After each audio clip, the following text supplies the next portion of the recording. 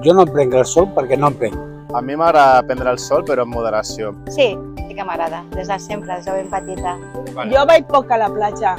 Vaig 2 vegades o 3. Me gusta tomar el sol, però ratitos. Soc molt blanca i m'agafa el sol com una gamba. El tema del sol, vivim en una cultura mediterrània, està bé, ens dona llum i això ens dona ànim, però és veritat que el sol danya la pell, altera el DNA de les nostres cèl·lules. El fet de posar-nos morenos, de fet, és una protecció que fa la pell envers aquesta exposició al sol. Prendre una miqueta al sol 5 minuts a l'hivern o evitant les hores màximes d'exposició, com podria ser entre les 11 i les 4 de la tarda a ple estiu, està bé. L'important és no cremar-nos. Cremar-nos és el que fa que realment el nostre DNA de les cèl·lules epidèrmiques es canvi i fa que això a la llarga pugui acabar desenvolupant un càncer de pell.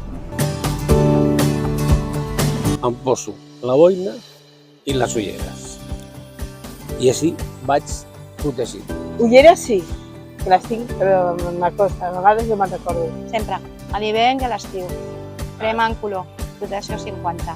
Em poso protecció solar 50 per tot el cos, crema, i em vaig intercalant amb banys. Protecció solar com tal, mai. Ara, no estiguis molta estona al sol, no estiguis molta estona... Això sí. Gorro sí, siempre la cabeza tapada. Clar, realment el tema de com protegir-se del sol hi ha moltes formes. Hi ha formes físiques i hi ha formes químiques, no? O sigui, una de les formes físiques seria doncs, amb un parasol que tingui protecció solar, no? Amb gorres, amb roba, evitant-lo, no? Anant per l'ombra, evidentment. També hi ha tot el que són fotoprotectors, tant tòpics, en cremes, locions, etc., com orals. També hi ha càpsules que donen una protecció solar extra interna. El melanoma, no? És el més típic, però a partir d'aquí no sé res més.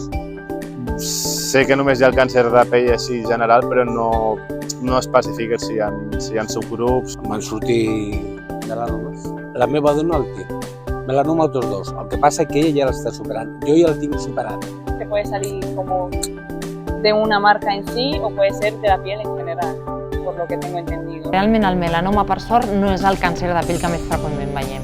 El càncer de pell que més freqüentment veiem és el càncer cutani no melanoma, com el carcinoma escatós o com el carcinoma vasocel·lular. De fet, el carcinoma vasocel·lular és el càncer de pell que més freqüentment diagnostiquem a tota la població a partir dels 40 anys.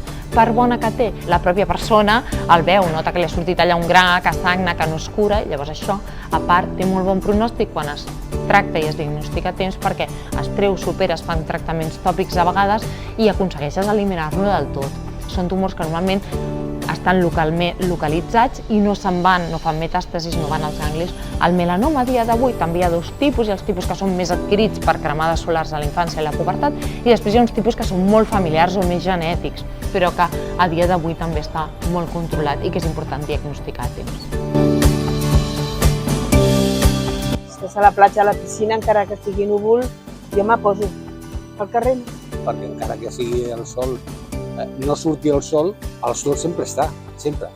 I encara que sigui molt poqueta cosa, sempre crema. Algo crema, segur. Em poso la mateixa, perquè quan hi ha núvols el que passa és que no tens tanta sensació de calor, però crema, igualment crema.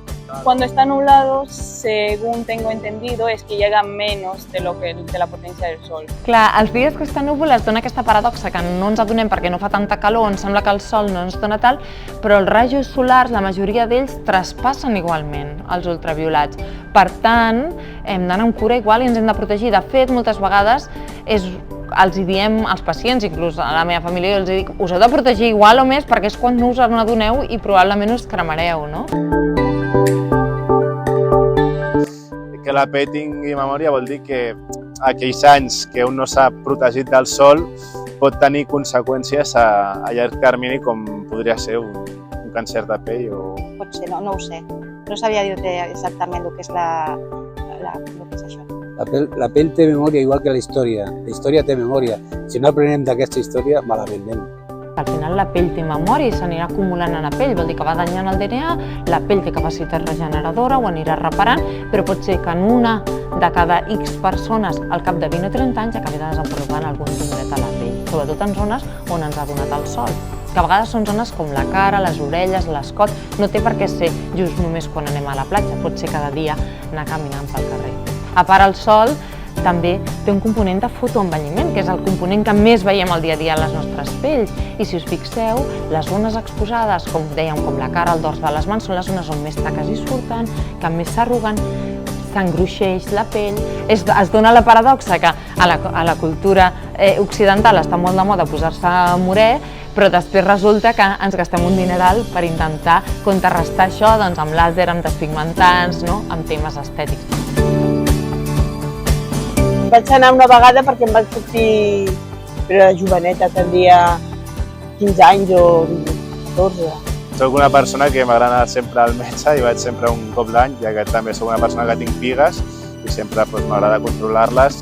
Per què no hi vaig? Perquè no crec que em porto la protecció suficient. Sí que tinc piques, però que no li dono més importància. No, no suelo ir. Como no tuve ningún tipo de nada en general, no. Bueno, m'ha fet gràcia la pregunta aquesta de si has anat mai al dermatòleg i realment hi ha gent que no hi ha anat.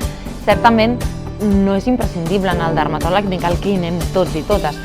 Sí que és veritat que, excepte en persones que ja tenen factors de risc, antecedents familiars, mutacions genètiques, que això és un altre context, la part bona que té la pell és que, on que es veu, si mai surt una piga, per exemple, canvia de forma, de contorn, sagna, creix, una mateixa persona se'n pot adonar. Conèixer-se un mateix, fixar-se sense obsessionar-se i si hi ha alguna cosa que canvia, que creix, que sagna, que no trobes natural, doncs consultar-la.